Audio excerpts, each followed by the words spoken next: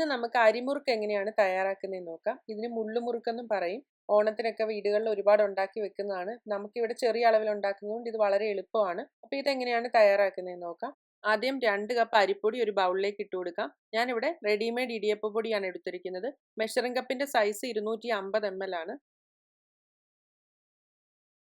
ഇനി ഇതിലേക്ക് 1/2 ടീസ്പൂൺ ജീരകം ഇട്ട് കൊടുക്കാം.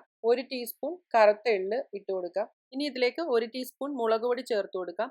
അത് എരിവിനനുസരിച്ച് ചേർക്കാം. കൂടുതൽ വേണമെങ്കിൽ കൂടുതൽ ചേർക്കാം. ഇനി ഇതിലേക്ക് ഒരു നുള്ള് കായപ്പൊടി ചേർത്ത് കൊടുക്കാം. ഇനി ആവശ്യത്തിന് ഉപ്പ് ചേർത്തിട്ട് നന്നായിട്ടൊന്ന് ഇളക്കി യോജിപ്പിക്കാം. ഇനി ഇതൊരു സൈഡിലേക്ക് മാറ്റി വെക്കാം. ഇനി 1/2 കപ്പ് ഉഴുന്ന് നന്നായി കഴുകി വൃത്തിയാക്കി എടുക്കാം. 125 ml കപ്പാണിത്. ഇനി ഇത് കഴുകി വൃത്തിയാക്കിയിട്ട് ഒരു ഫ്രൈ പാനിൽ ഇട്ടിട്ട് ഇത് നന്നായിട്ടൊന്ന് വറുത്തെടുക്കണം. ഈ ഉഴുന്ന് കുക്കറിലിട്ട് വേവിച്ചിട്ട് അരച്ചും ചേർക്കാറുണ്ട്. ഇല്ലെന്നുണ്ടെങ്കിൽ പൊടിയാക്കി ഉപയോഗിക്കാം. ഞാനിവിടെ പൊടിയാക്കിയാണ് ഉപയോഗിക്കുന്നത്. ഇതിപ്പോൾ ഒരു ലൈറ്റ് ബ്രൗൺ ആയിട്ടുണ്ട്. ഇനി ഇതൊന്ന് തീ ഓഫ് ചെയ്തിട്ട് തണുക്കുന്നതിനായിട്ട് മാറ്റി വെക്കാം. നന്നായി തണുത്ത് കഴിയുമ്പം മിക്സിയിലിട്ട് നന്നായി പൊടിച്ചെടുക്കണം. ഇനി ഈ പൊടിച്ചെടുത്ത് ഉഴുന്ന് അരിപ്പൊടിയുടെ കൂടെ ചേർത്ത് കൊടുക്കാം. നന്നായിട്ടൊന്ന് ഇളക്കി യോജിപ്പിക്കാം. ഇനി ഇതിലേക്ക് 2 ടീസ്പൂൺ നെയ്യ് ചേർത്ത് കൊടുക്കാം. നെയ്യോ ബട്ടറോ അല്ലെങ്കിൽ എണ്ണയോ ചേർത്ത് കൊടുക്കാം. ഞാനിവിടെ നെയ്യാണ് ഉപയോഗിച്ചിരിക്കുന്നത്. ആ പറഞ്ഞ അളവിനേക്കാളും കൂടുതൽ നെയ്യ് ചേർത്ത് കഴിഞ്ഞാൽ ഈ ഫ്രൈ ചെയ്യുന്ന സമയത്ത് കൂടുതൽ എണ്ണ കുടിക്കും. ഇനി അത് കൈവച്ച് നന്നായിട്ട് യോജിപ്പിച്ചെടുക്കാം. ഇനി ഇതിലേക്ക് കുറേശ്ശെ വെള്ളം ചേർത്തിട്ട് ചപ്പാത്തിക്കൊക്കെ കുഴയ്ക്കുന്ന പോലെ കുഴച്ചൊരു മാവാക്കി എടുക്കാം. വെള്ളം തണുത്ത വെള്ളമല്ല, റൂം ടെമ്പറേച്ചർ വാട്ടറാണ്. ഇപ്പം തണുപ്പ് സ്ഥലത്ത് താമസിക്കുന്നവർക്ക് ഒരുപാട് തണുത്ത വെള്ളമാണെങ്കിൽ അത് ചെറുതായിട്ടൊന്ന് ചൂടാക്കിയിട്ട് വേണം ഉപയോഗിക്കാനായിട്ട്. അപ്പം മാവ് നന്നായിട്ട് കുഴച്ച് ഇതേപോലെ നമുക്കൊരു സൈഡിലേക്ക് മാറ്റി വെക്കാം. ഇടിയപ്പം ഉണ്ടാക്കുന്ന സേവനാഴി എടുത്തിട്ട് അതിൽ ഇതേപോലെ സ്റ്റാറിൻ്റെ സിമ്പലുള്ള ഒരു മുറുക്കിൻ്റെ അച്ചുണ്ട്. അതാണ് നമുക്ക് വേണ്ടത്. അപ്പോൾ അതിലും ആ സേവനാഴിക്കുള്ളിലും എല്ലാം കുറച്ച് എണ്ണയോ നെയ്യോ എന്തെങ്കിലും ഒന്ന് ഒട്ടിപ്പിടിക്കാതിരിക്കാൻ വേണ്ടി തൂത്ത് കൊടുക്കാം. എന്നിട്ട് ഒരു സൈഡിലേക്ക് മാറ്റി വെക്കാം. ഇതിൽ നിന്ന് കുറച്ച് മാവ് എടുത്തിട്ട് നമുക്ക് ഇതേപോലെ ഒന്ന് ചുറ്റിച്ചു കൊടുക്കാം. അപ്പോൾ ഇത് പൊട്ടിപ്പോവാതെ ഇതേപോലെ കണ്ടിന്യൂസ് ആയിട്ട് ഇങ്ങനെ വീണുകൊണ്ടിരിക്കണം. ഇടയ്ക്കിടയ്ക്ക് പൊട്ടിപ്പോവുകയാണെങ്കിൽ ഇതിൽ വെള്ളത്തിൻ്റെ കുറവാണ്. അപ്പോൾ കുറച്ച് വെള്ളം കൂടെ ഒഴിച്ചിട്ട് മിക്സ് ചെയ്യണം. ഇതെല്ലാവരും മസ്റ്റായിട്ടും ചെയ്ത് നോക്കിയിട്ട് വേണം മുറുക്ക് തയ്യാറാക്കാനായിട്ട്. അതേപോലെ കുഴച്ചെടുത്ത മാവ് ഒരുപാട് സോഫ്റ്റ് ആയി പോയിട്ടുണ്ടെങ്കിൽ നിങ്ങൾക്ക് ഈ ഷേപ്പ് കിട്ടത്തില്ല. അപ്പോൾ കുറച്ചും കൂടെ അരിപ്പൊടി ചേർത്താൽ മതി. ഇപ്പോൾ ഈ മാവ് കുഴച്ചതിൻ്റെ പാകമെല്ലാം കറക്റ്റ് ആയിട്ടുണ്ട്. ഈ 3-4 വാക്സ് പേപ്പറിലേക്ക് മുറുക്കിൻ്റെ ഷേപ്പിൽ നമുക്കൊന്ന് ചുറ്റിച്ചെടുക്കാം. വാക്സ് പേപ്പർ ഇല്ലെങ്കിൽ ഫോയിൽ പേപ്പർ യൂസ് ചെയ്യാം, അല്ലെങ്കിൽ പ്ലേറ്റിൻ്റെ പുറയിൽ കുറച്ച് എണ്ണ തൂത്തിട്ട് അതിൽ ചെയ്താലും മതി.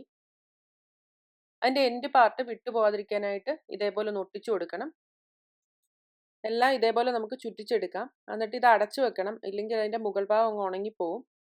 അപ്പം ഞാനിത് ആദ്യമായിട്ട് തയ്യാറാക്കുവാണ്. എനിക്കിതൊരു പ്രയാസമായിട്ട് തോന്നുന്നില്ല.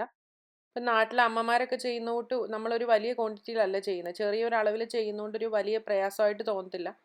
ഇതിങ്ങനെ ഇതേപോലെ ഒട്ടിച്ചു കൊടുക്കണം, ഇല്ലെങ്കിൽ എണ്ണയിൽ വറക്കുന്ന സമയത്ത് അതിന് വിട്ടുപോരും. ഇനി ഈ ചുറ്റി വെച്ചിരിക്കുന്ന മുറുക്ക് നമുക്കൊന്ന് വറുത്തെടുക്കാം.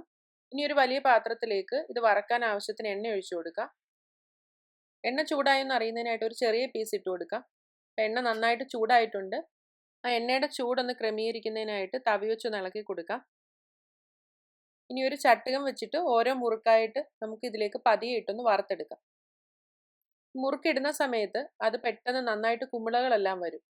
അപ്പോൾ അത് നന്നായിട്ട് വെന്ത് കഴിഞ്ഞാൽ ആ ബബിൾസ് വന്നെല്ലാം അങ്ങ് സ്റ്റോപ്പ് ആവും. അതാണ് ആ വേകുന്നതിൻ്റെ ഒരു പാകം എന്ന് പറയുന്നത്. ഇനി ഒരു സൈഡൊന്ന് കട്ടിയായി കഴിയുമ്പോൾ തിരിച്ചിട്ട് കൊടുക്കാം. കൂടുതൽ സമയത്ത് ഫ്രൈ ചെയ്യരുത്. നമ്മൾ വറുത്ത് കോരി കഴിയുമ്പോൾ ആ എണ്ണയുടെ ചൂട് കാരണം കുറച്ചും കൂടി ഇരുന്ന് വേകും. പിന്നെ കളറും കൂടെ വേഗം തന്നെ അങ്ങ് ഡാർക്ക് ആവും. വറുത്ത് കോരി ഒരു പേപ്പർ ടവലിലേക്ക് മാറ്റാം.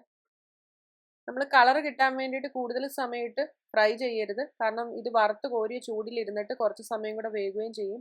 ഇരുന്ന് കഴിയുമ്പോൾ കുറച്ചും കൂടെ ചുവപ്പ് കളർ വരും. അങ്ങനെ എല്ലാ മുറുക്കും ഇതേപോലെ വറുത്തെടുക്കാം. ആ മുറുക്ക് നന്നായിട്ട് വെന്ത് കഴിയുമ്പോൾ ആ കുമിളയെല്ലാം അങ്ങ് നിൽക്കും. അതാണ് അതിൻ്റെ ഒരു വേകുന്ന പരുവം എന്ന് പറയുന്നത്. ആ ബബിൾസ് ഒക്കെ നിൽക്കുമ്പോൾ വേഗം തന്നെ എണ്ണയിൽ നിന്ന് കോരി മാറ്റണം, ഇല്ലെങ്കിൽ ആ മുറുക്കിലേക്ക് കൂടുതൽ എണ്ണ പിടിക്കും.